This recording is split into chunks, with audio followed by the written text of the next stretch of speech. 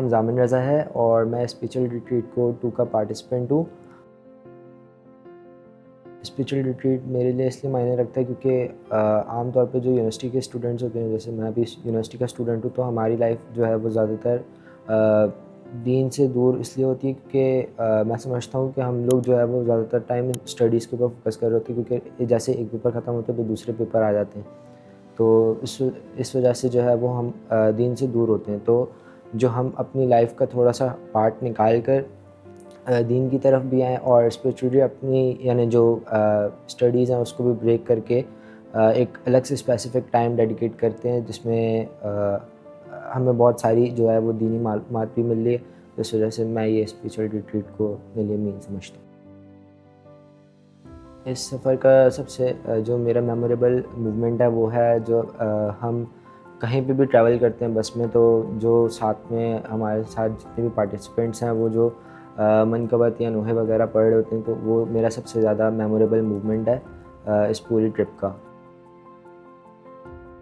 मैं ये समझता हूँ कि ये प्रोग्राम हो तो सकता है कहीं पे भी, लेकिन जो स्पेसिफ़िक प्लेस नजफ़ है उस जैसा माहौल या एनवायरनमेंट आपको कहीं और नहीं मिलेगा। जैसे कराची है या फिर कराची का आउट ऑफ भी अगर आप कहीं जाते हैं तो ये जो स्पेसिफ़िक एनवायरनमेंट है तो वो आपको नहीं मिलेगा। अब यहाँ पर बच्चे का इंटरेस्ट इस तरीके से भी होता है कि वो उसे ज़ियारत भी मिल रही है, प्लस उसका प्लस पॉइंट ये है कि उसे दीन की मालूमात भी मिल रही है, तो ये ज़्यादा इसके लिए बेनिफिशियल है। तो इस वजह से ज़्यादा इंटरेस्टेड ये होगा कि वो नजफ़ में रह के उस चीज़ को परस्यू करें।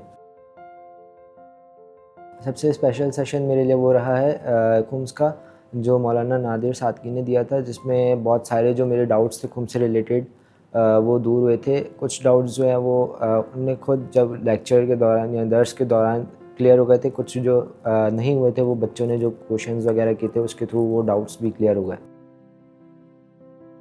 ओवरऑल जर्नी जो है वो मेरी बहुत ज़्यादा अच्छी रही है स्पिरिचुअल रिट्रीट के अंदर।